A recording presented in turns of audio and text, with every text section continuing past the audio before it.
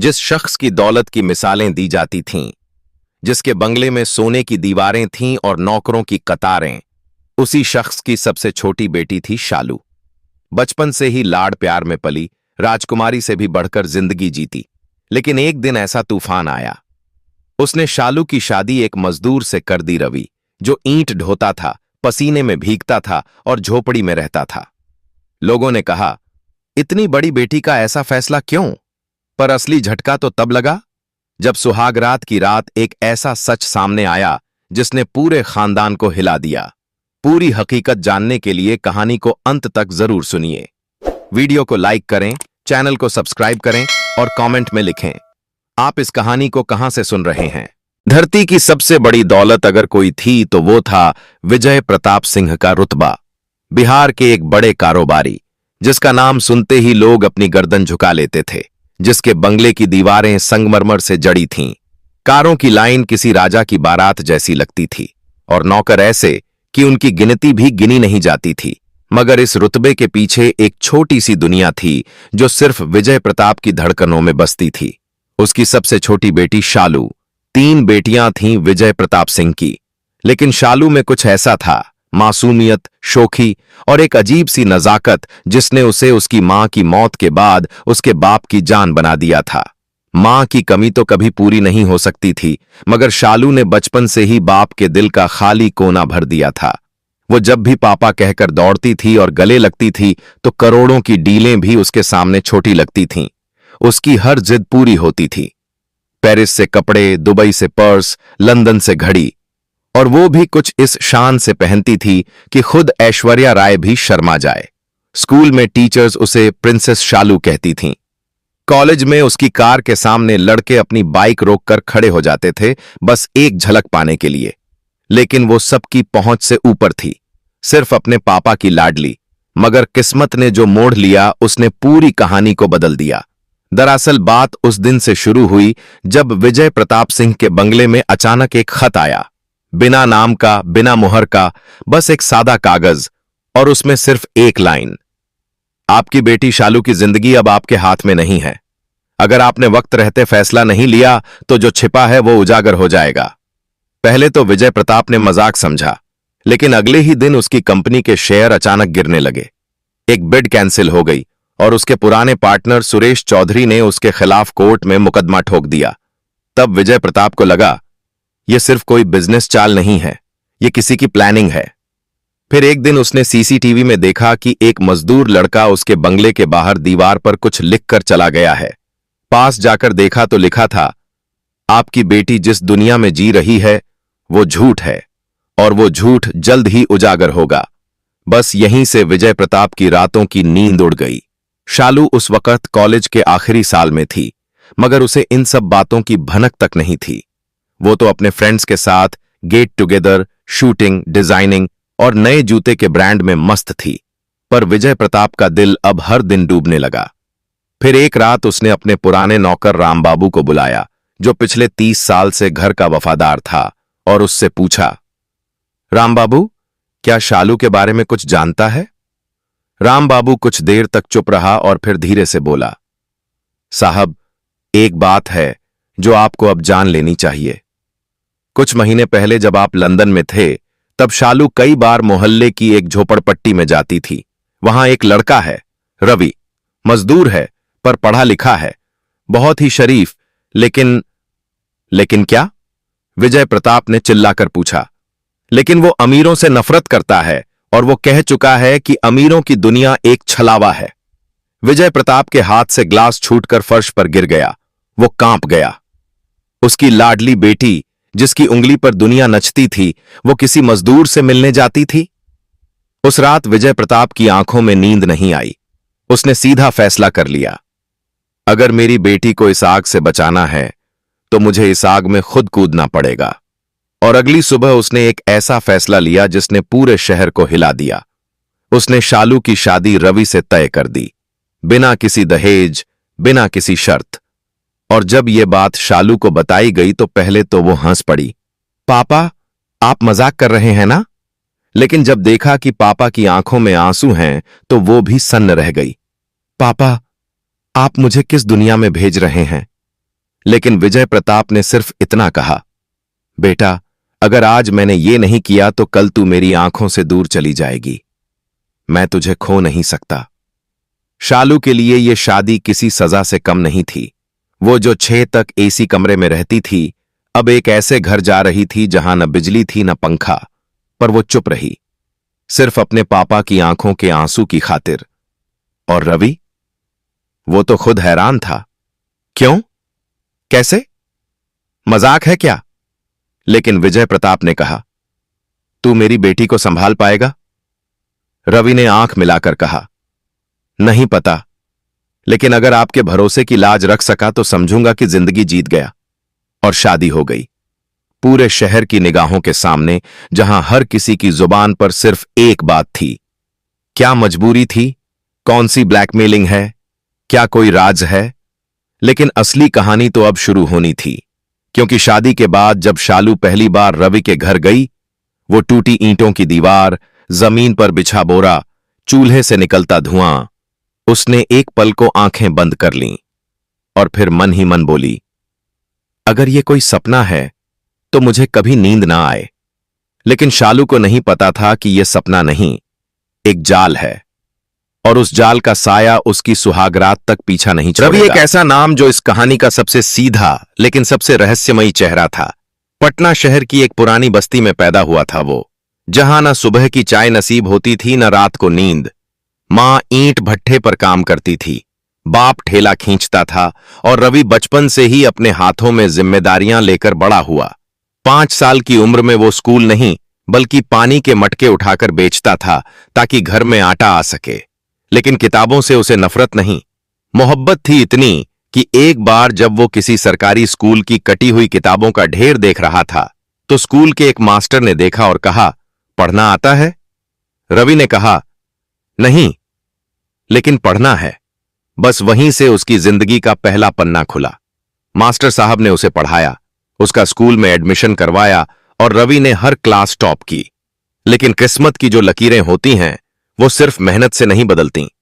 8वीं के बाद उसकी मां बीमार पड़ गई, बाप का एक्सीडेंट हो गया और घर की सारी जिम्मेदारी रवि पर आ गई। सुबह अखबार बेचता, दोपहर मजदूरी करता और रात को पटना विश्वविद्यालय के बाहर बैठकर लाइट के नीचे पढ़ाई करता। कई बार लोग हंसते, मजाक उड़ाते, अबे मजदूर की औकात किताबों में नहीं मिट्टी में होती है। लेकिन रवि चुप रहता, क्योंकि उसकी आंखों में एक सपना था, अफसर बनने का नहीं, इंसान बनने का। ऐसा इंसान जो गरीबी का दर्द समझे और किसी गरीब का मजाक न बनाए। और यही रवि की वो सोच थी जो अमीरों से उसे दूर और गरीबों से जोड़ती चली गई। फिर एक दिन रवि मजदूरी के लिए एक बंगले में गया, जहां उसकी मुलाकात पहली बार शालू से हुई। नहीं, शालू ने रवि को उस नजर से नहीं देखा जैसी फिल्मी कहानियों में होती है, बल्कि उसने तो उसे देखा ही नहीं। लेकिन रवि ने देखा एक लड़की जो अपनी जिंदगी में इतनी खोई थी कि उसे पास खड़ा मजदूर भी दिखा नहीं। लेकिन उस दिन रवि की नजरें कुछ सोचकर लौटी थीं। नहीं प्यार नहीं, मोहब्बत नहीं, बल्कि सवाल। ऐसे भी लोग होते हैं जिनके लिए दूसरों का वजूद मायने नहीं रखता। उसी दिन से रवि ने अपने आप से एक वादा किया कि वो ऐसा कुछ कर जाएगा जिससे एक दिन ये दुनिया उसी को देखे जिसे आज वो नहीं देखती। और शायद इसीलिए उसने मजदूरी के साथ साथ सरकारी नौकरी की तैयारी शुरू की। लेकिन किस्मत का खेल देखिए, वही बंगला जहां शालू रहती थी, वहां दोबारा रवि को बुलाया गया। उस दिन उसकी मां की तबीयत बिगड़ी थी और रवि जल्दबाजी में था। लेकिन जैसे ही वो बंगले में घुसा, शालू फिसलकर सीढ़ियों से गिर गई और रवि ने उसे संभाल लिया। पहली बार उसकी नजर शालू से टकराई और पहली बार शालू ने रवि को देखा। आंखों में पसीने की धार और हाथों में मिट्टी थी, लेकिन चेहरा ऐसा जैसे पत्थरों में से कोई मोती निकला हो। शालू ने झटके से खुद को अलग किया और अंदर चली गई, मगर रवि की वो छवि कहीं उसके जहन में बैठ गई। कुछ दिनों बाद रवि अपने मां के इलाज के लिए पैसे जुटाने की कोशिश में दर दर भटक रहा था। तब किसी ने उसे बताया कि अमीर बंगलों में छोटे मोटे काम करके जल्दी पैसे मिल सकते हैं। रवि फिर उसी बस्ती में गया और वहां से एक नर्सरी की डिलीवरी उठाकर गया, जहां फिर शालू दिखी।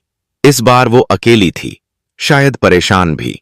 उसने रवि को देखा और कहा, तुम हर जगह क्यों दिख जाते हो? रवि मुस्कुरा दिया, मैं नहीं आता, मेरी मजबूरी ले आती है। यही बात शायद शालू के दिल में उतर गई, क्योंकि इसके बाद जब भी रवि कहीं आसपास होता, शालू की नजर उसे ढूंढने लगती। वो अपने फ्रेंड्स के सामने उस मजदूर का जिक्र तो नहीं करती थी, लेकिन मन ही मन उसकी सादगी और आत्मसम्मान उसे चुभने लगे थे। फिर एक दिन जब रवि अपनी मां के इलाज के लिए ब्लड डोनेट करने गया, तो वहां अचानक शालू भी पहुंची। उसके एक फ्रेंड को एक्सीडेंट हुआ था और खून चाहिए था। डॉक्टर ने कहा AB नेगेटिव। तभी रवि ने कहा, मेरा यही ग्रुप है, मैं दे देता हूं। शालू की आंखों में पहली बार हैरानी थी। तुम? हां, इंसानियत के लिए खून में जात, धर्म, पैसा नहीं होता। यही वो दिन था जब शालू ने रवि को सिर्फ मजदूर नहीं, इंसान समझा, और यहीं से दोनों की मुलाकातें शुरू हुईं, छुप छुप कर, चुपचाप, बिना किसी को बताए। शालू को अब रवि में एक अलग दुनिया दिखने लगी थी, जहां दिखावा नहीं था, सच्चाई थी, और रवि को शालू में वो मासूमियत दिखने लगी थी जिसे वो अमीरों में ढूंढता फिरता था। लेकिन ये रिश्ता ना रिश्ता था, ना इजहार था, सिर्फ एहसास था। फिर एक दिन शालू ने कहा, तुम मुझे पसंद हो, लेकिन मैं जानती हूं ये मुमकिन नहीं। रवि ने कहा, मैं मजदूर हूं, तुम करोड़ों की बेटी, दुनिया हमें देखेगी नहीं, जलेगी। शालू बोली, मुझे दुनिया की परवाह नहीं, लेकिन पापा की परवाह है। और उसी रात जब शालू के पापा ने उसके मोबाइल में कुछ मैसेज देखे जो रवि से भेजे गए थे, तो उनका खून खौल गया।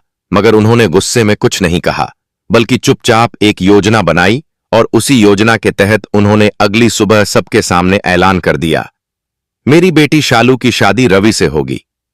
लोग हैरान, रिश्तेदार भड़क गए, बिजनेस पार्टनर सवालों की बौछार करने लगे, मगर विजय प्रताप के चेहरे पर सिर्फ एक शांति थी, एक पिता की शांति, जिसने शायद किसी मजबूरी या डर से नहीं, बल्कि किसी बहुत बड़े इरादे से यह फैसला लिया था।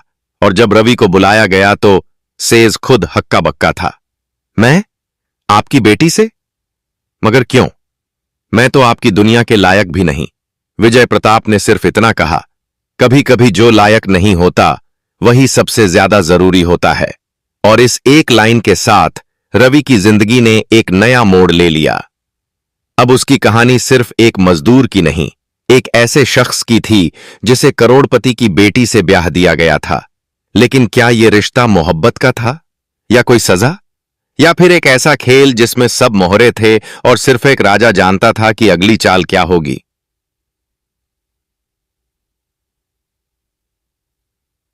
शादी की शहनाइयों की गूंज अभी थमी नहीं थी कि शालू की जिंदगी में एक ऐसा सन्नाटा उतर आया जो उसकी रग रग में उतरता चला गया।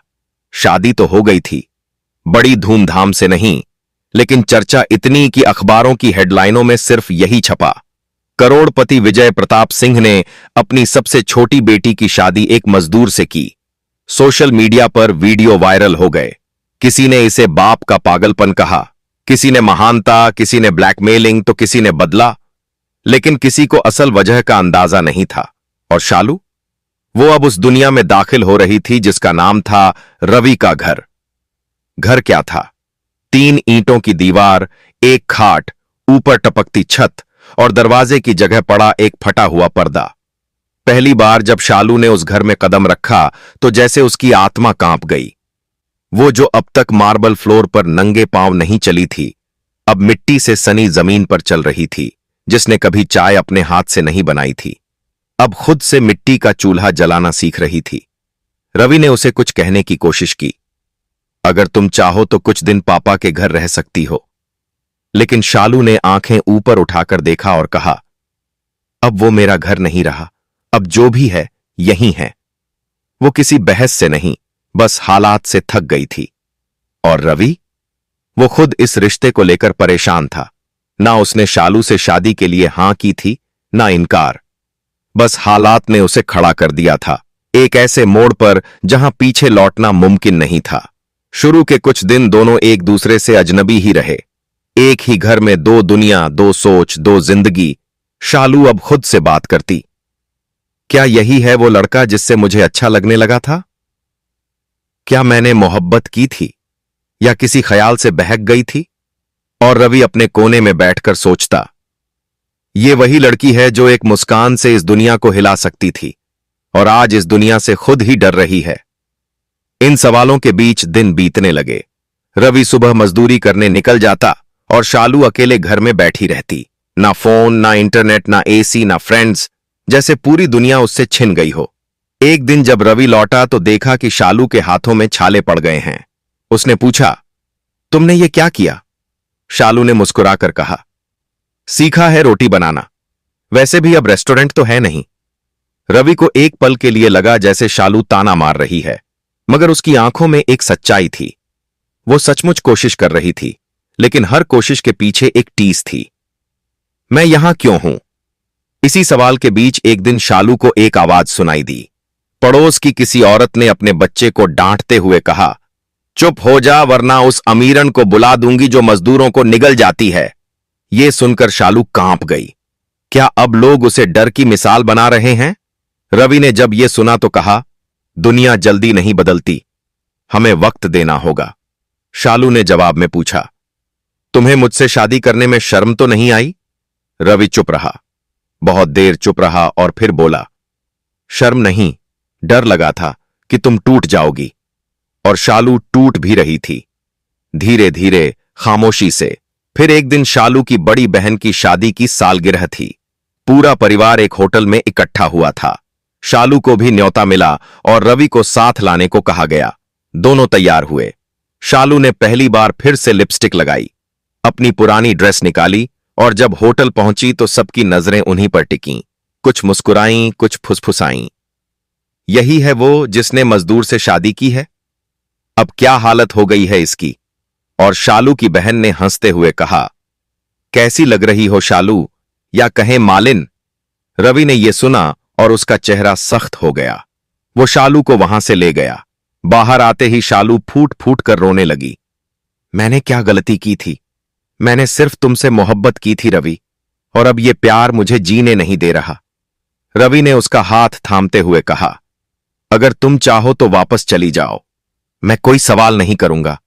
लेकिन शालू ने आंसू पोंछते हुए कहा, नहीं, मैं वापस नहीं जाऊंगी, लेकिन मुझे जवाब चाहिए। आखिर तुम्हारे अंदर ऐसा क्या है जो मेरे पापा को मजबूर कर गया ये सब करने को? रवि चौंक गया। क्या मतलब? शालू बोली, पापा ने तुम्हें देखकर मेरी शादी का फैसला किया, लेकिन तुम कभी उनके सामने आए तक नहीं थे। फिर ऐसा क्या था? रवि की आंखों में कुछ छुपा हुआ था। वो कुछ पल चुप रहा और फिर बोला, शायद तुम्हारे पापा ही तुम्हें इस सवाल का जवाब दे सकते हैं। लेकिन शालू को अब यकीन था, कुछ छुपाया जा रहा है। और यही वह मोड़ था जहां से शालू ने उस अतीत की परतें खोलनी शुरू की जो अब तक उसके सामने सिर्फ पर्दे में थी। और उन परतों में जो राज छुपा था वो सिर्फ शादी की वजह नहीं, बल्कि एक कड़वी सच्चाई थी जो उसे या तो तोड़ देगी या फिर पूरी दुनिया के सामने खड़ा कर देगी। शादी के बाद शालू की जिंदगी अब तक जैसे एक अंधेरे कुएं में चल रही थी, और अब उस अंधेरे में उसे एक दरार दिखने लगी थी। एक ऐसी दरार जिसके पीछे कोई बड़ा राज था, कोई ऐसा सच जिसे हर कोई उससे छिपा रहा था, रवि भी और उसके पिता विजय प्रताप भी। लेकिन अब शालू चुप रहने वाली नहीं थी।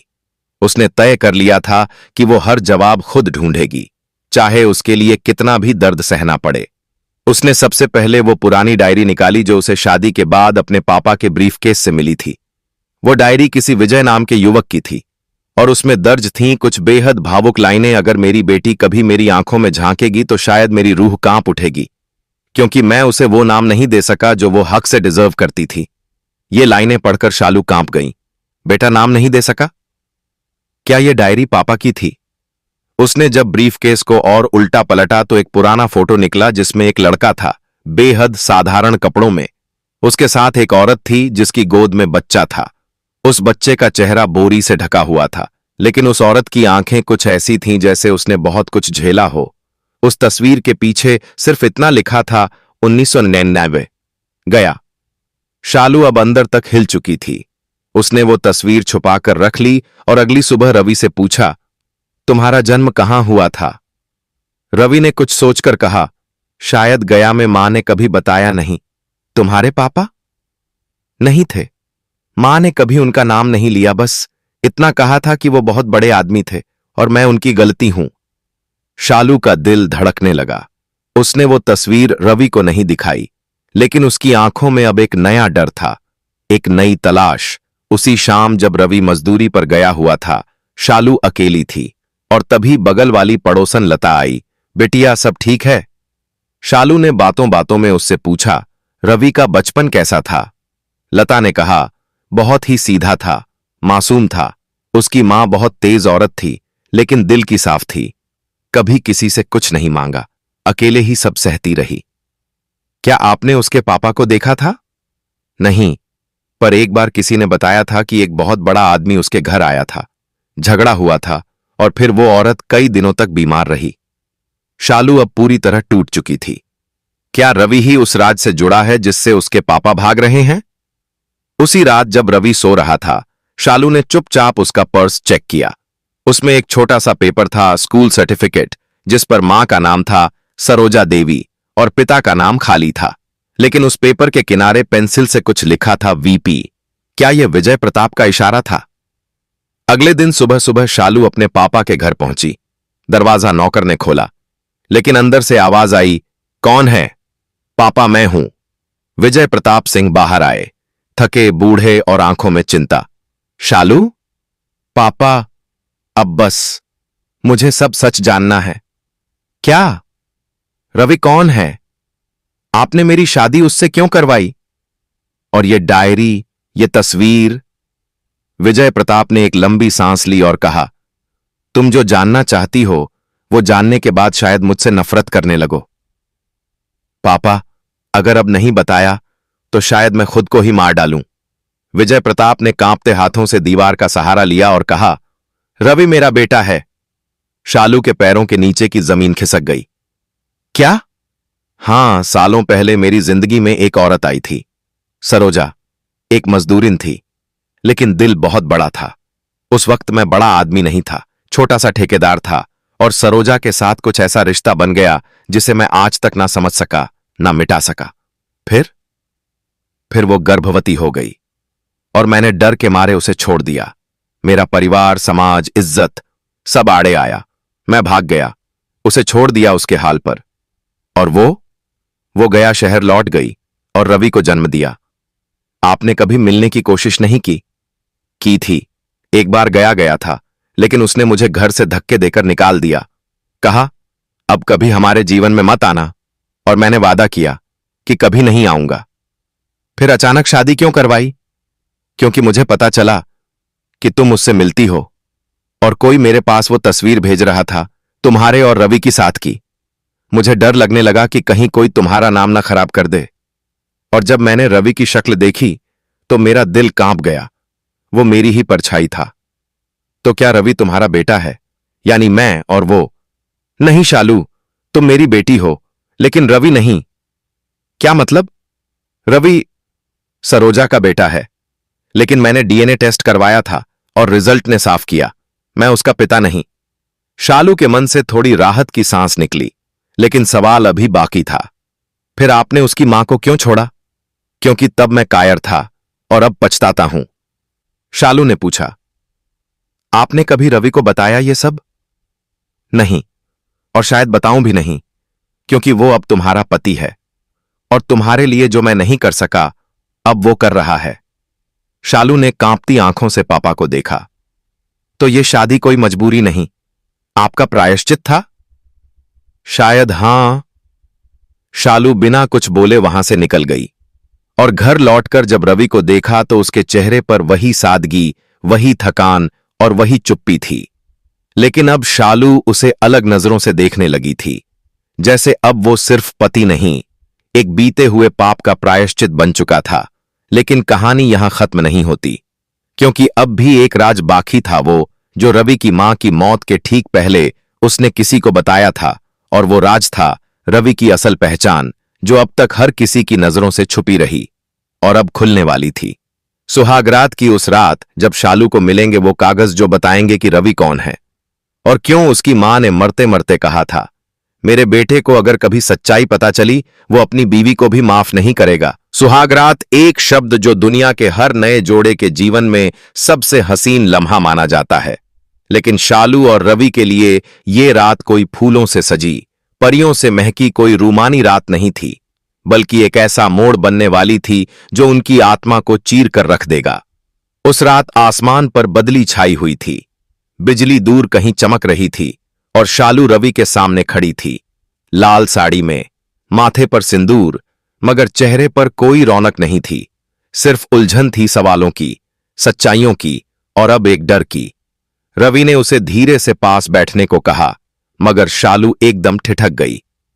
रवि, क्या तुम कुछ छुपा रहे हो मुझसे? रवि का चेहरा तुरंत सख्त हो गया। क्या मतलब? मतलब कि क्या तुम जानबूझकर इस शादी के लिए तैयार हुए? रवि ने गहरी सांस ली और बोला, मैंने कभी हां नहीं कहा और कभी ना भी नहीं। ये शादी मेरे लिए भी उतनी ही अनजानी थी जितनी तुम्हारे लिए। तो फिर तुम्हारी मां वो मरते वक्त कुछ कहना चाहती थी? ये सुनते ही रवि चौंक गया। तुमने ये कहां सुना? शालू ने कहा, पापा ने बताया कि तुम्हारी मां ने जाते जाते कुछ सच छुपा लिया था, जो अगर तुम्हें पता चला तो तुम अपनी बीवी को भी माफ नहीं करोगे। रवि चुप हो गया। उसकी आंखें किसी बंद किताब की तरह लग रही थीं जिसमें पन्ने उलझे हुए थे। फिर वो उठा, अपने पुराने संदूक की ओर गया, जो शादी के बाद तक उसने कभी नहीं खोला था। उसमें से एक पुराना लिफाफा निकाला जिस पर नाम लिखा था, रवि के लिए मां की आखिरी बात। उसने वो शालू को पकड़ा दिया और कहा, अगर तुम में हिम्मत है तो इसे पढ़ो, वरना यहीं छोड़ दो। शालू कांपते हाथों से वो चिट्ठी खोलने लगी और चिट्ठी में लिखा था, बेटा रवि, जब तू ये पढ़ रहा होगा तब मैं शायद इस दुनिया में नहीं रहूंगी। तू मेरी सबसे बड़ी ताकत और सबसे गहरा जख्म भी है। तू पूछेगा कि मैं जिंदगी भर तुझे तेरे पिता का नाम क्यों नहीं बता सकी। तो सुन बेटा, मैं तुझे बचाना चाहती थी, उस आग से जो तुझे भी जलाकर खाक कर देगी, लेकिन अब वक्त आ गया है कि तू सच्चाई जाने। तेरा बाप विजय प्रताप सिंह नहीं है, लेकिन तू जिस औरत से शादी कर रहा है वो सिर्फ तेरी बहन नहीं, तेरी सौतेली बहन भी नहीं। शालू की आंखों में आग सी भरने लगी। वो कांपती जा रही थी। रवि ने हाथ बढ़ाया, रुको, पूरा पढ़ो। शालू ने फिर पढ़ना शुरू किया। तेरा असली पिता कोई और था, एक आदमी जिसका नाम विजय प्रताप जानता है और जिससे उसका पुराना दुश्मनी थी। उसने तुझे इसलिए अपनाया क्योंकि उसे लगा तू उसके दुश्मन का बेटा है और तेरे जरिए वो बदला ले सकेगा। पर जब उसे पता चला कि तू सिर्फ मासूम है और तेरी मां तुझसे सब छुपा रही है, तब उसने मुझे बुलवाया। उसने कहा, मैं तेरे बेटे को अपनी बेटी से शादी कराऊंगा ताकि दोनों जिंदगी भर एक बंधन में बंधे रहें और नफरत भूल जाए। लेकिन बेटा, मैंने तुझे सिर्फ इसलिए उस अमीरी की दुनिया से दूर रखा क्योंकि वहां सिर्फ दिखावा है, प्यार नहीं। और मुझे डर है कि जिस दिन तू उस दुनिया में जाएगा तेरी मासूमियत मर जाएगी।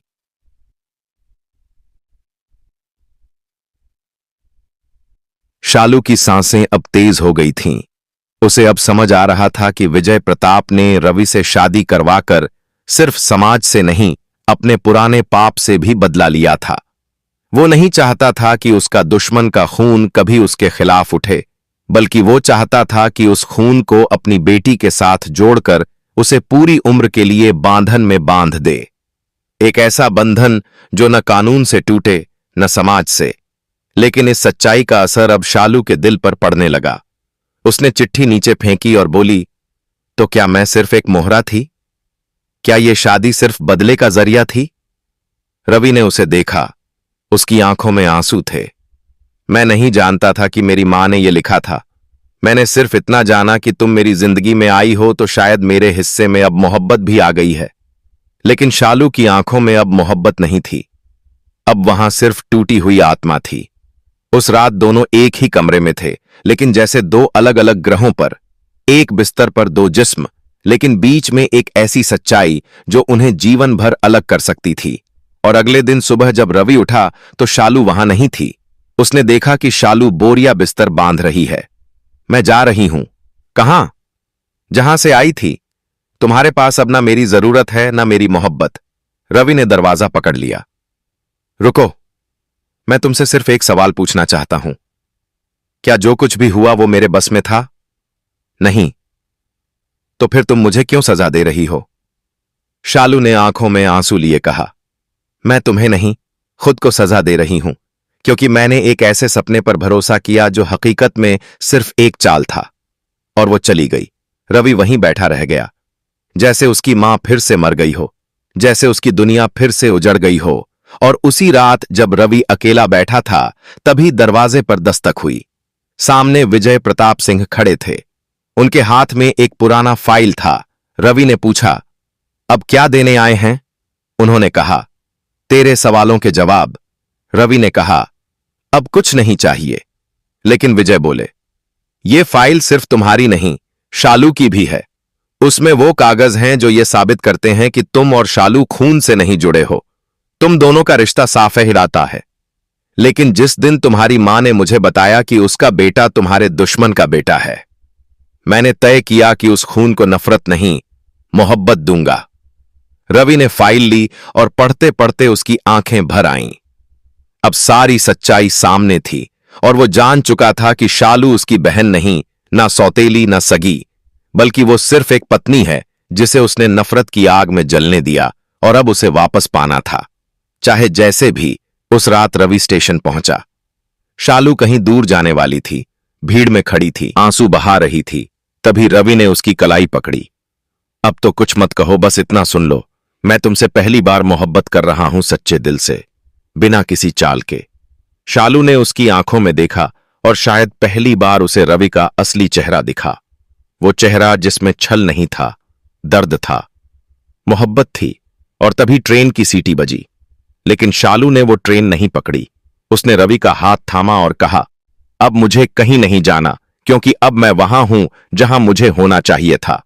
शालू की वो एक हां शायद उस दिन सिर्फ रवि को नहीं मिली थी, बल्कि उस मोहब्बत को भी जो अब तक साजिश और सच्चाई की उलझनों में दम तोड़ रही थी। स्टेशन की भीड़, सीटी की गूंज और रवि की थमी हुई सांसों के बीच शालू का वो एक कदम वापस आना एक नई जिंदगी का संकेत था।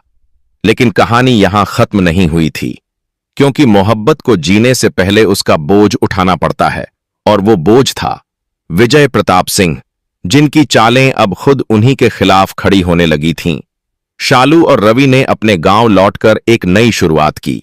पहले जहां चूल्हे से निकलता धुआं शालू को तकलीफ देता था, अब वही धुआं उसकी आंखों में अपनेपन का भाव भरने लगा था। रवि ने मजदूरी छोड़ दी और एक छोटी सी कोचिंग क्लास शुरू की, जहां वो बच्चों को पढ़ाने लगा। शालू ने घर में सिलाई का काम संभाल लिया और उनके साथ की खुशबू गांव में फैलने लगी। देखो, अमीरों की बेटी मजदूर के साथ कैसी खुश है। लेकिन जितना गांव मुस्कुरा रहा था, उतना ही जल रहा था विजय प्रताप का अतीत, क्योंकि अब शहर में खबर फैल चुकी थी। वो मजदूर लड़का अब किसी करोड़पति का दामाद नहीं, अपनी मेहनत से बना है इंसान। और तभी एक दिन शहर के सबसे बड़े पत्रकार ने रवि का इंटरव्यू लिया।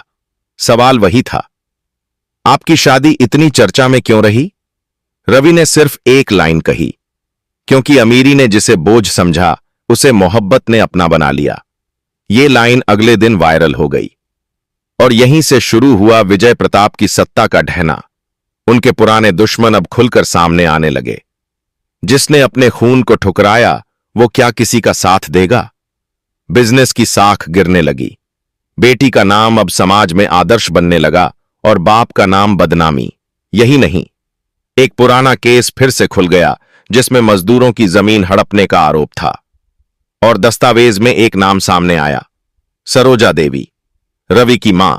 अब केस में यह साबित होने लगा कि विजय प्रताप ने कभी मजदूरों की जमीन लेकर वहां शॉपिंग मॉल बनवाया था और इसी दौरान सरोजा के साथ भी अन्याय हुआ था। यह केस जब अदालत में पहुंचा तो सबकी नजरें रवि पर थीं। क्या वो गवाही देगा? क्या वो अपने ससुर के खिलाफ खड़ा होगा?